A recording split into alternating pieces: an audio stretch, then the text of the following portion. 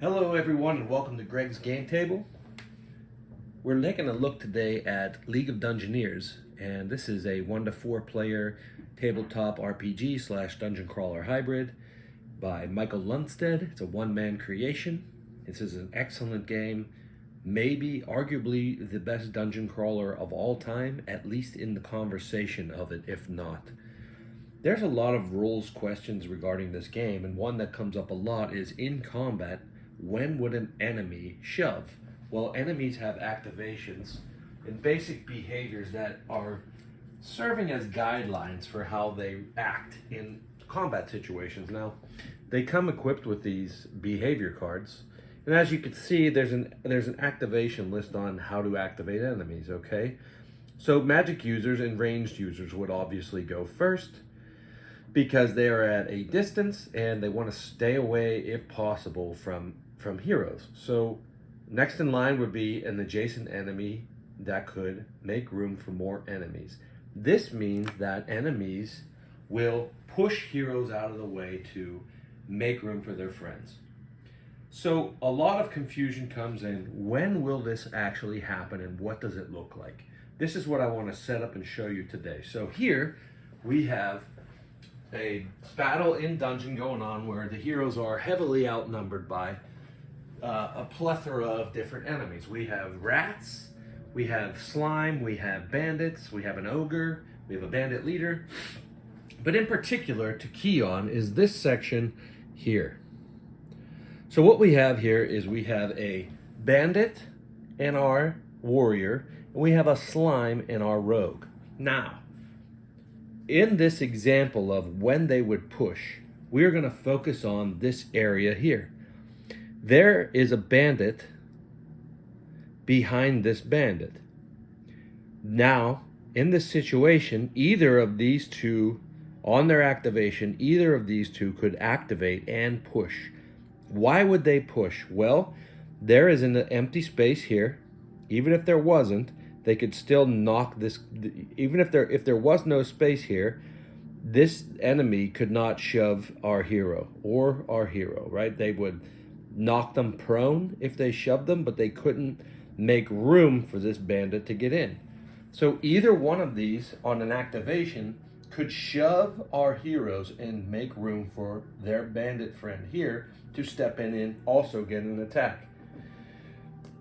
How do you decide which one activates? Well, the game says you can randomize it, but what I like to do is either, first and foremost, whoever has the least amount of health remaining, whether that is damage or because they have a lower HP, and you have to factor in things like armor, natural armor, if they have a shield, I will activate whoever has the lowest remaining HP for the enemy, giving them the benefit of the doubt, okay? If there's a tie in that situation, you could look at their dexterity value, for instance, to be a tiebreaker. And if that's still tied, well, nothing that old dice rolls can't save, right? So let's take a look at how we're gonna decide here. Well, we know that the green slime, well, I know, not you, but the green slime has an HP of 12 and he has no armor. This bandit here also has an HP of 12, but he has a shield and he has a 2 armor value. So we're going to activate based on my rolls, logical rolls. The monster with the least amount of HP is going to go first, and that's the slime. Now, in order to push a hero, the slime has to roll, the enemy has to roll against the dexterity value of its target. My rogue has a dexterity value of 50 minus 5 because he has a small backpack on. So his value is a 45. Now the green slime, well, I keep calling him the green slime. I guess he's just slime, but whatever. The slime will now have to roll on a value higher than 45. So let's look at this. I'm going to back it up so we can see the roll. This is a cool dice tower I got on Etsy. If anybody's interested, that's where you'll find it. So let's roll our 2 dice. Okay, and we roll a 60. That's good enough to push our hero back. So, how this works is he shoves the rogue, and then he occupies the space that the rogue was in.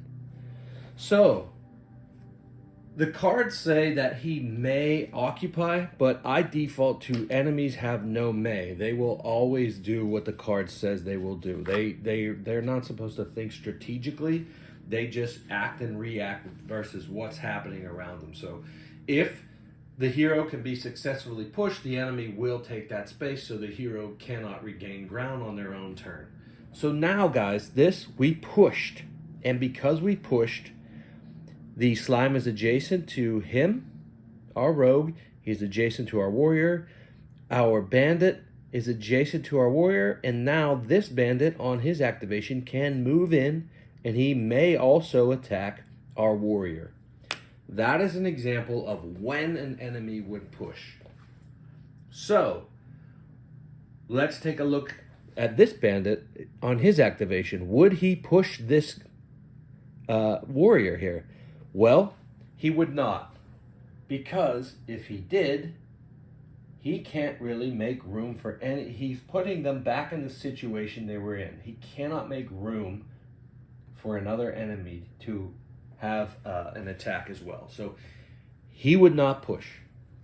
Now over on this side of the battle, what you can't see here, where this wound token is stacked up, there's a table here. So there is nothing that anyone can do here to push. The rat, this bandit will have to move to get into attack range of this ranger. This rat, if he were to push this hero,